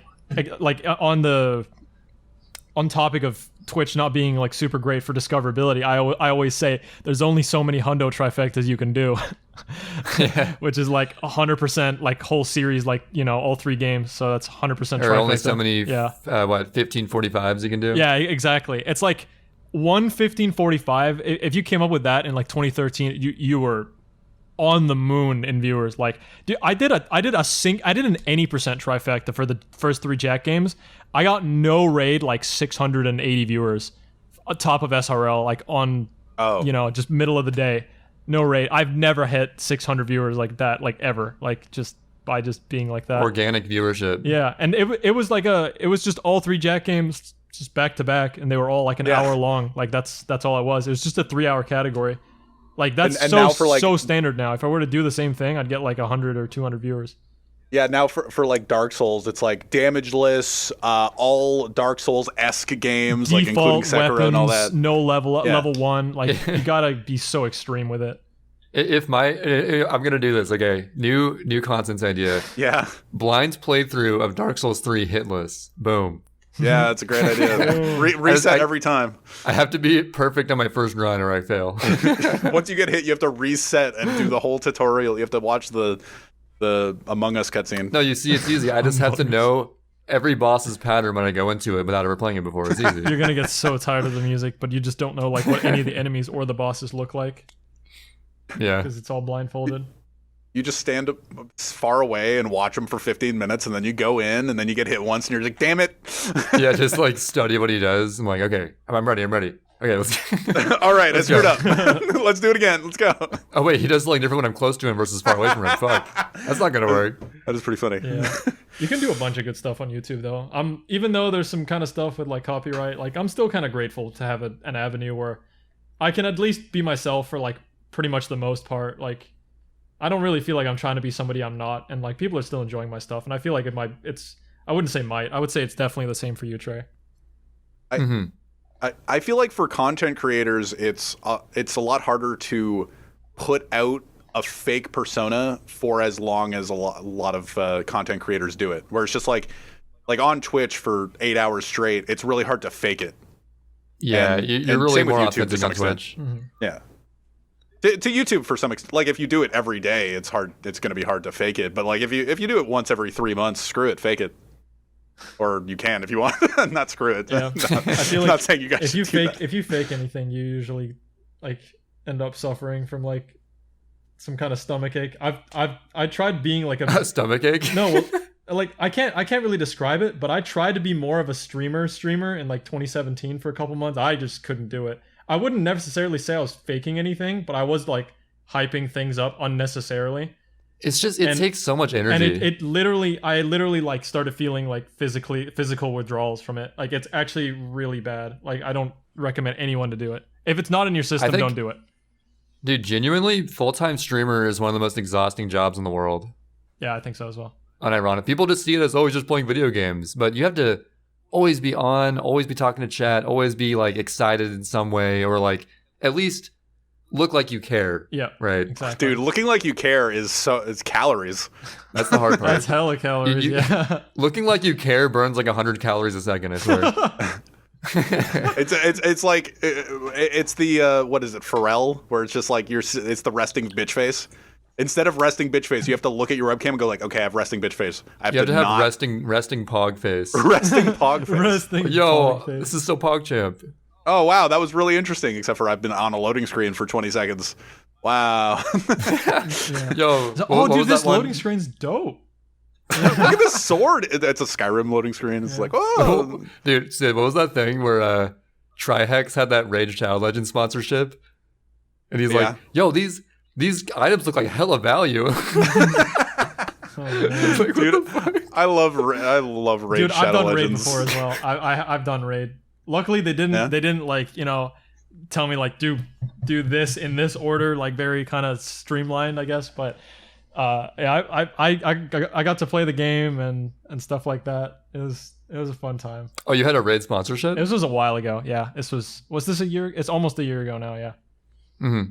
Back when they were overtaking everything. Yo, we got to rep Raid again though. Genshin Impact is overtaking it. We got to get the anime is out. Winning. Is Genshin on phones? I think so. Yeah. Oh no. Yeah, if it's on phones, it's game over. Yeah, it's over. No. Everyone's turning into a weeb. Dude, I was a Raid guy for a while. I actually did play the game. But I ran into a roadblock eventually that I won't get into. Dude, your profile picture on Discord could easily be a Raid shadow. Is it? It actually is. Oh my god. Yeah, it totally is. Nobody sees my profile picture right now, but it is like a level 2 champion from Raid Shadow Legends. Level 1. And you just like how it looks, so you just kept it. Yeah. I did play Raid Shadow Legends for like a good few months, and it got me, bro. It got me. It eventually let me go. Through a loophole, I got out, but you found the prison key. It was a fun time. I had a good time. That's why I was watching the Raid Shadow Legends, because it was just so fun for me to be like on the inside of this free to play game, and everybody like trying to advertise to all the everybody, I guess. And just watching them as their first playthrough or their starting moments, trying to advertise the game they knew nothing about. And I just love that. And watching Trihex do it was, I don't know, pretty funny. Yeah, and it's true because like you don't really end up playing it for that much when you're doing a sponsorship, so you just don't know anything. Yeah, everybody just goes, oh, you get like, if you sign up right now, everybody that's watching, you know, I'm having a great time, you should have a great time too. You get like 50,000 silver. I'm sitting there going like, that's nothing. That's absolutely nothing. That's garbage. It sounds like a lot. But it sounds like a lot. Yeah, exactly. It sounds like a lot. Hey, if you got 50,000 gems, I'll talk. But like 50,000 silver, bro, I'm out. I don't know. I was trying to get friends to sign up to give me silver. I was just like, yeah, this works. But yeah, I guess what are your like? So you're sort of more focused on content creation right now, Rex? Yeah, I'd say so. It's funny. What's like? Where do you see yourself like in a year from now? I'm probably still going to be doing this, I reckon. Hopefully I'd have my own place. Because right now, I'm trying to move out. But YouTube isn't... I'm almost there, I'd say. Like, I just got to, keep at it a bit more, get the size up a bit more. I think if I can get my size up just a little bit more, I think I'm pretty close to being like... to earning like as much as I want to get like my own like apartment somewhere. So I don't have to live at home. You just gotta pray to the algorithm some more. I've got a good feeling on the next one, but I mean, we'll again, Dude, algorithm. It is scary, just like relying on this mystery algorithm all the time. A little bit, yeah, for sure. Because do you have that thing where it's like you'll have a video that it stopped getting views for like a few months, and then randomly, it's getting views again. Why is that happening? What? Yeah, usually it's like an event in the world or something that's happening. But yeah, I'm not really speedrunning anything right now. Like I do a couple ILs here and there of just some short stuff, but nothing like long-term committal. No big ratchet or jack grinds or anything in the works. Haven't had that. Had that for months. I may do some Sunshine IL stuff too when I'm making my new video I want to work on. I can still do some ILs every now and then, but yeah. Yep. It's like the long arching categories. When you're talking about like committing to a category, I'm like, I haven't done that, and I have no idea. Actually, no, I'm currently doing that. Damn it. You're doing it. Fuck you. Doing it right now. Even if it's a meme. Yeah, even if it's a meme. But man. yeah, I'm just making videos. I just they take longer and longer because they just get more ambitious. That's the thing. One warning that I've heard and a piece of wisdom is that the perfect is the enemy of the good. Mm-hmm. Yeah. If you try to be a perfectionist and like make every video like as flawless as possible, it'll ultimately it'll like get lost in the sauce, and you won't be able to make as much. And like just having a more amount of just good stuff is honestly the way to go if you're trying to get serious about it. That's what I'm trying to do. The only thing I'm not trying to cut down on is length. If I have a story where I want to tell something, but like there's some I don't want to leave out crucial information. So like I can reveal the length of my next video is probably going to be again in somewhere in the 25-minute range, which usually is where most of my videos end up landing. Like I want to make something shorter, like 15 or something, but I can never do it because I always tackle really big ones. Like the thing is, there's just not anybody out there like talking about all the stuff that's been happening in the PlayStation scene for the past like 8 years. So all the big stories are being covered by like me. So like I have all of it right now. I have the monopoly. You've got the whole market share of PlayStation speedruns. Pretty much. That's good. Pretty much, yeah. And there's a lot to pick from, but that means the stories are really like long and in depth. So like once I will say that like I think in a couple years from now, if I'm still doing this, like it'd be nice to just like say, oh yeah, Tuval found this, and from there on, the rest. Like this is where we picked up, kind of thing. Like I'll be referring to people like Tuval, like if I make another Spyro video, because he kind of did revolutionize like everything, and I don't have to tell it all over. So that would make stuff like shorter in the future. But I had to get a 26-minute out of the way. Like I had to get a 26-minute video out of the way first before, just to say, hey, this is Tuval. But I might have to do that. It actually reminds me of one thing. Like, how do you handle? It's kind of, you got to be kind of cheeky about it, because we make so many videos, and you kind of had to assume like most of my audience has probably seen at least a couple of speedrun content creation videos. like, do you always explain, oh, individual level is short, like IL is short for individual level? Like explain the basic terminology each time? I take the risk. I usually don't explain any percent. I usually don't explain IL. Yeah. I usually don't I feel explain like 100%. any percent's pretty universally known now. Yeah. I explain a couple things, but I think I'm probably the least explaining of all the like basic techs. I think my philosophy is that like we mentioned earlier, the novelty of speedrunning is gone now. Like everybody knows some basic, not everybody. It's hard to read the whole world, right? So it's I still get some me. chat messages. People still ask me what IL means. So I'm like, yeah, maybe I should say it.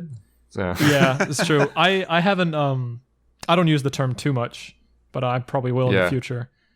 But yeah, I usually don't explain the big stuff, but I will explain like the smaller stuff, I guess. It's also like I don't want to insult the viewer's intelligence either. Yeah, of course. Like it's okay not to know like any of the stuff right away, you know. Yeah. We've all been there. Speedrunning is when you Yeah, so speedrunning is when you anyway. So actually, Sid, you were thinking about getting into making some. You were going to fill a niche, right? I was. You know what? You two are content creators. I don't really have any questions for you guys. I'm trying to. Specifically on content creator, dude, that would be perfect. I should have last night when we realized we were going to get ThaRixer on. I should have come up with like specific content questions, but I'm. See, I've never thought about making content for like games. Like sure, I do ILs and I do Sunshine speedrunning and stuff, but I've never thought to.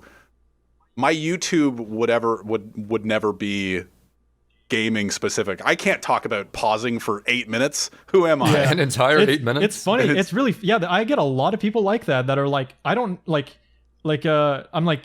I tell them, hey, if you have an idea for a video, let me know. And they're like, they tell me this idea, and I'm like, oh yeah, that could totally work. I'm like, really? I couldn't see myself talking about that for more than 2 minutes. And I'm like, I can see 20 minutes in that.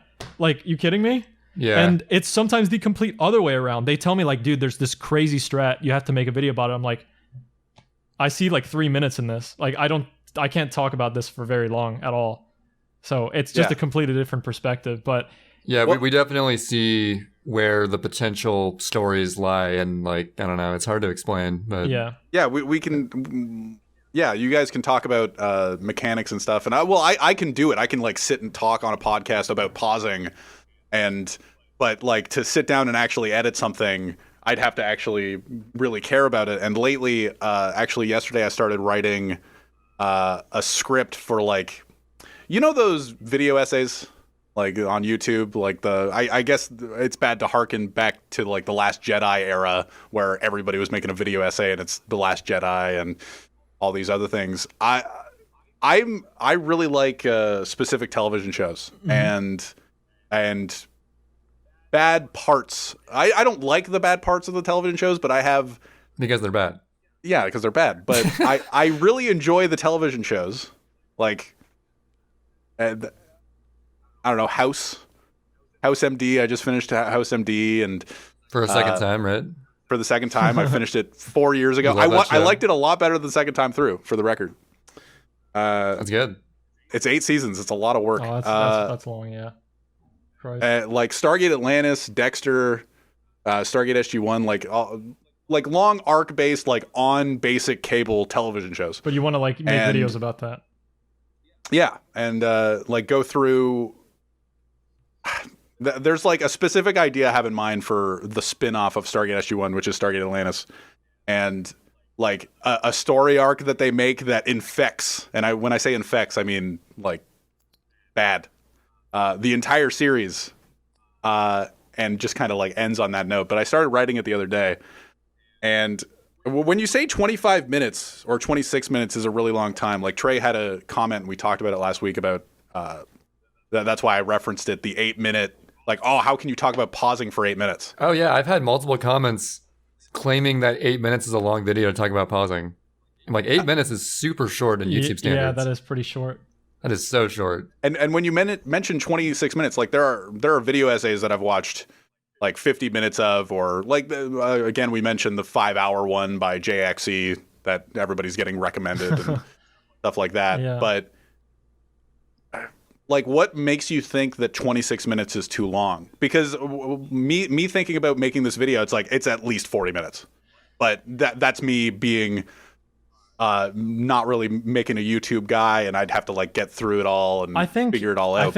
I don't think people should worry too much about length overall. Like it's Agreed. good to get out, like, I mean, it's like optimal whatever to get like pump out 10-minute videos or whatever, but like I think if you have a story you want to tell and you want to make it good, like just don't cut corners with like your length and just like tell it how it should be. Like if you have a world record history video, like make it an hour. Like, you know, like it doesn't hurt. It should be an hour. Like there should be a lot of history behind that sort of stuff. And I'll go ahead. You know what's funny is that when I was making the 80% history video, and this was back when Summoning Salt only had like 3 videos on his channel, it wasn't like a super widely known format yet. Mm-hmm. I was making that video with the mindset of this will probably be like a 30-minute-ish video or something. Yeah. And it ended up being over an hour. And then I was like, but if I cut it any shorter, I'm going to miss key information. So I guess it's just got to be an hour. Yep.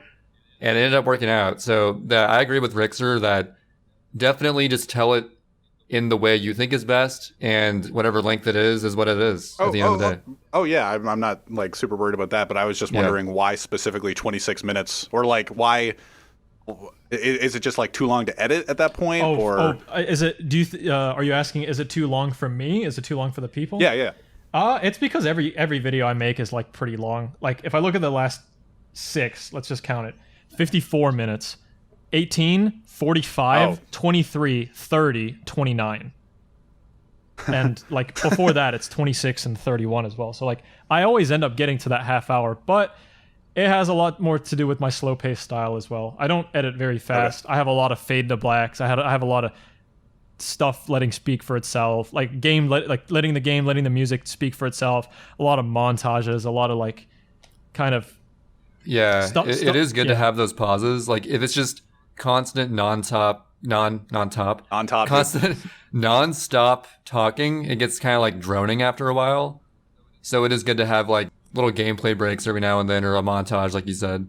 Yeah, I have a lot of fade to blacks just because it's just really good. I don't know, it works out for me personally. But if we look at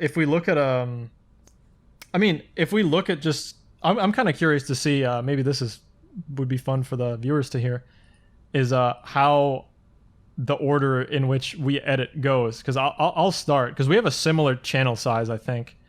Actually we have very similar subscriber. You just passed 50k subscribers. Yeah, I did just pass that, I think, a couple months ago. I'm approaching 50k. I'm like nearing 49k, so we're very similar. Yeah, that's dope. The way I do it is always I write the script and then I proofread it with someone else. I always have a proofreader. This is like the only one. This is always someone I do it with. Like I usually do everything myself, but I'm not native English, even though I know my English sounds pretty good. I want to get in some like fancier words, some more descriptive. Dude, okay, not gonna words. Not gonna lie. If I just like heard you talking to me, I would assume you're American. No, I'm not. I'm Danish. So yeah, your English is really good. Thank you. But yeah, I don't have the biggest vocabulary, so I don't always have the best things to say. So I don't want to reuse the words. I don't want to reuse words, and I want to be more descriptive. So I have a proofreader who's English, and helps a lot there. After that, it's voiceovers, and then I record the footage. I think another thing that helps me too is I usually play the game myself as well. I think a lot of people get footage just from what's available online. But if I'm making a Jack video, I usually will do a playthrough or play the levels I need the footage of, just to like be very specific about what I'm doing. So I do that. I take free cam shots. That's kind of like my thing now. And then I cut out all the bad takes in Vegas, and I do the editing, and then the thumbnail and title comes somewhere along the way there. I don't know if you do the same order. Okay, I'll go through my process, I guess. So yeah, I write the script. And actually, where we first differ is I've never a single time had any, or no, that's a lie. Or have I? Does Noki Doki count? Okay, actually, So no one has ever proofread my script. Just fact checked. But people will peer review my video. I'll like make the video, send it to Noki Doki to see if it's factually correct. Send it to Sid to make sure there's no like hidden swastikas anywhere. Make the joke. Okay, so there was actually like a hidden.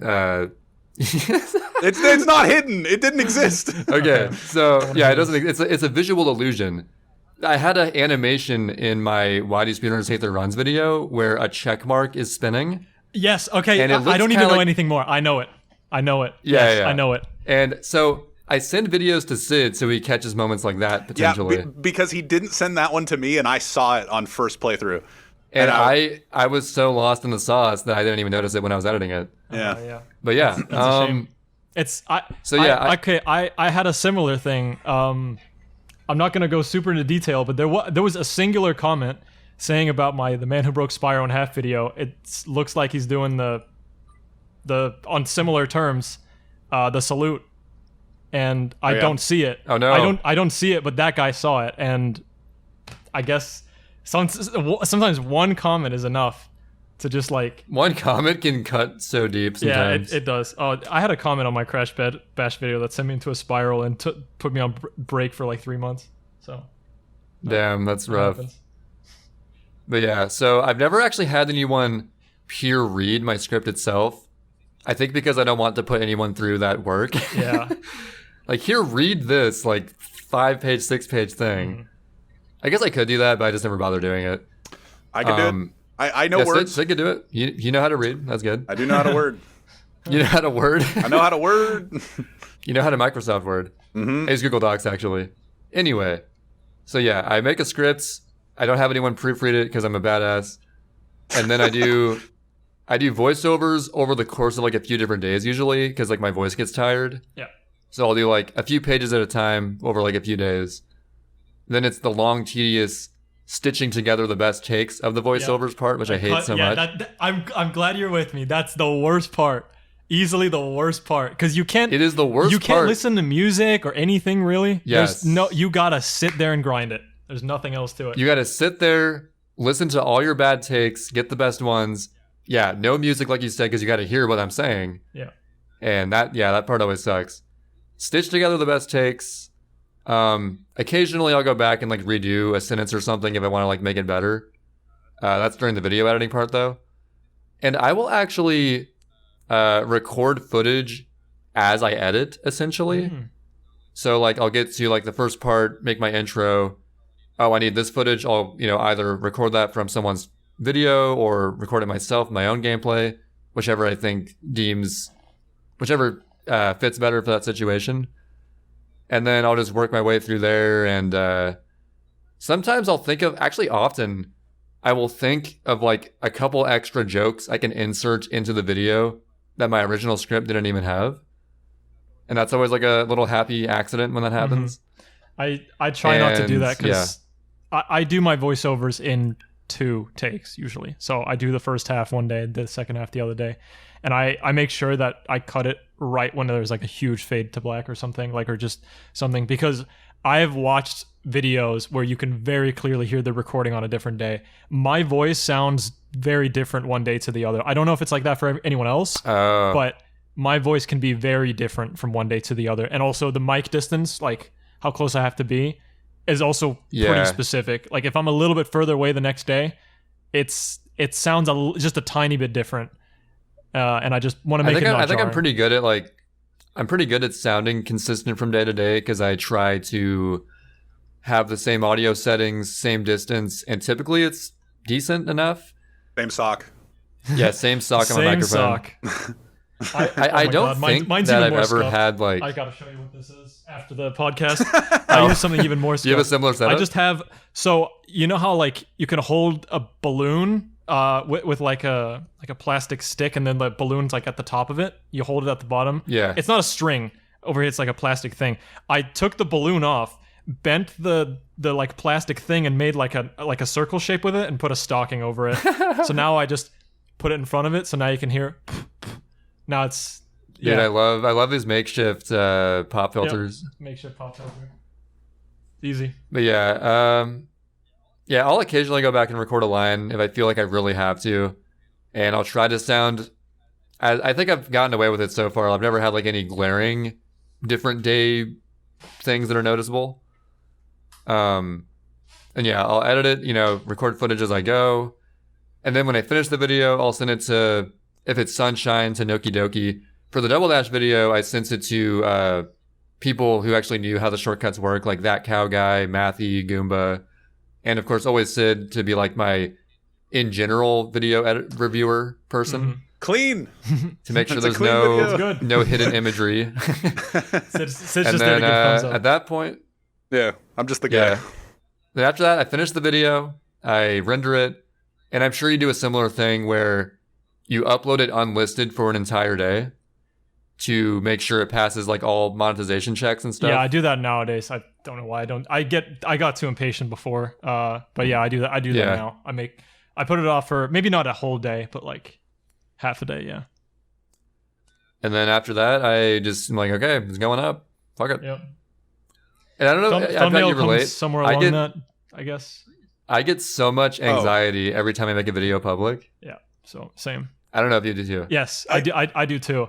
I think I got to say it again. The Crash Bash video kind of changed me. When I uploaded my Jack 3 video, my latest one, I was like, oh my god, I'm super happy with it. It's so good. And then I just felt like dread just for like 5 minutes. I'm like, oh god, what have I done? Oh god.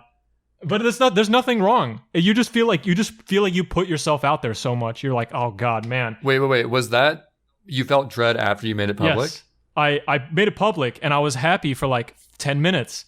But then 10 minutes go by and I'm like, wait, oh god, what have I done? And I just start getting these like negative thoughts because I'm like, I don't know, like I'm just like, what if people don't like it? Or just random thoughts like that. But I think I'm over it now. I just had one video where I just like, again, the Crash Bash video I made. I don't talk about it a lot, but I made a lot of things like really experimental.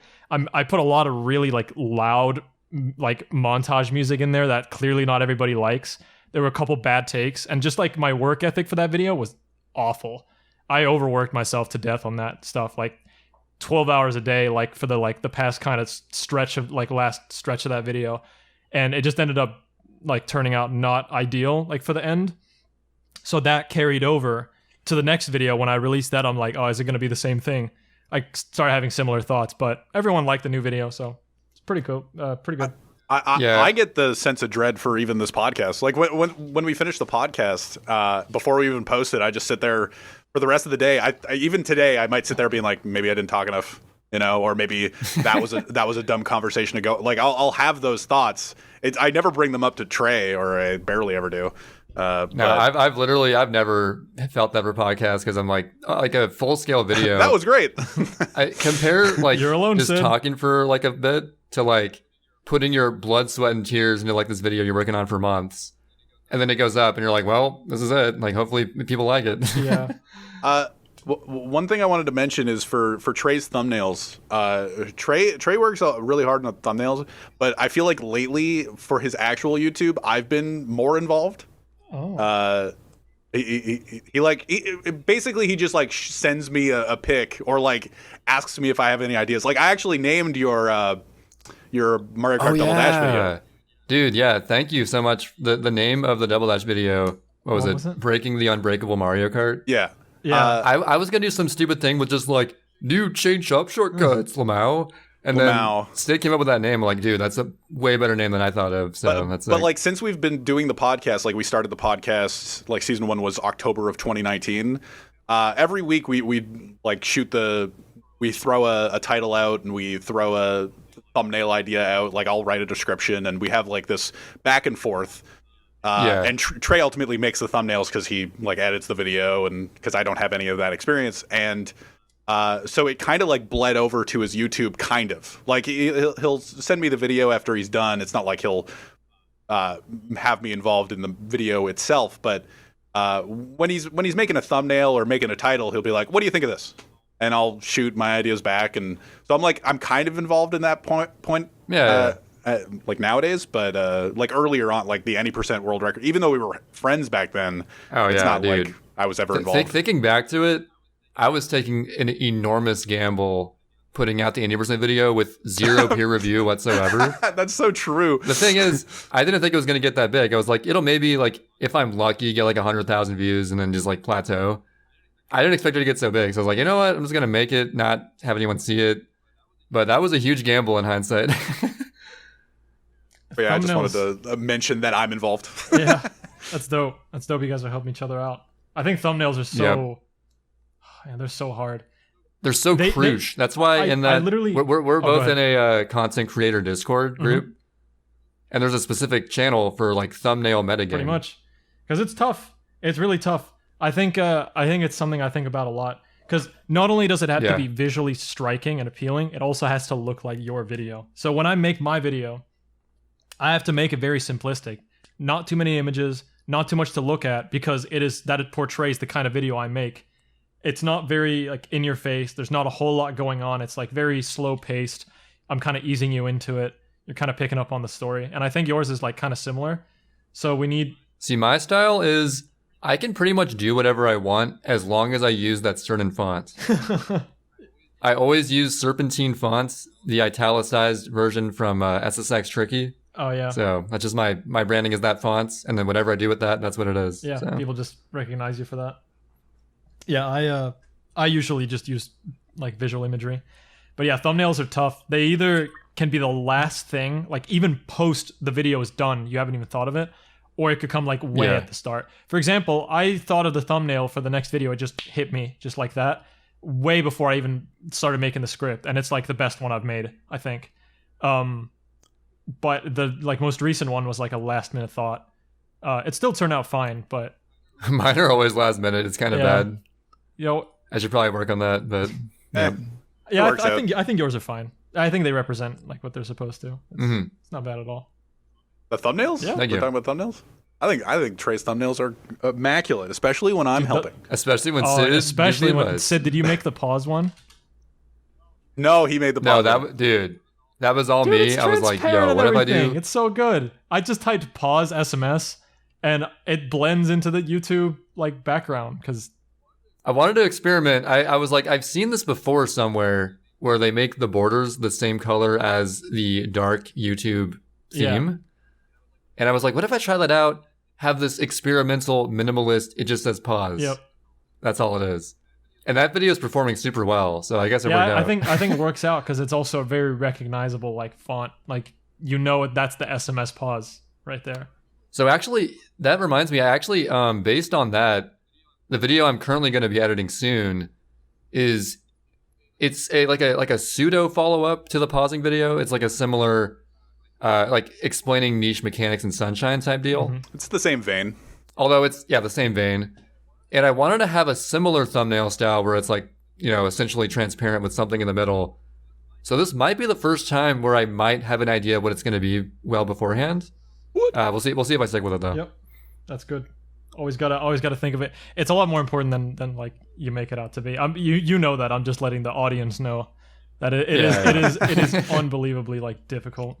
And it's one thing that's also very interesting, I think, is that the public has a very different perception on thumbnails as a whole. I tend to disagree with a lot of people on what I like to see in thumbnails. I get sent thumbnails from like a whole channel, and they're like, I like the way this guy does them. I'm like, really? I think those are terrible. And then like it's the other way around where I'm like I like this, and then they're like, what do you mean? Like nothing's happening. Like I wouldn't click on that.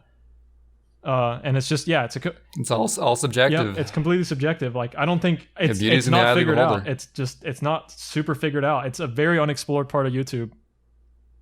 I mean, ultimately, what matters it's what the algorithm thinks is beautiful, right? It's true. Humans don't matter. Mm-hmm. It's the algorithm, and it's how likely are you to click, which sucks a bit. Yeah, that was a good discussion of content. However, I think we know what time it is, Sid. It's the time. It's the time. It's the follow-up. It's time. The one question we ask every new guest on this podcast.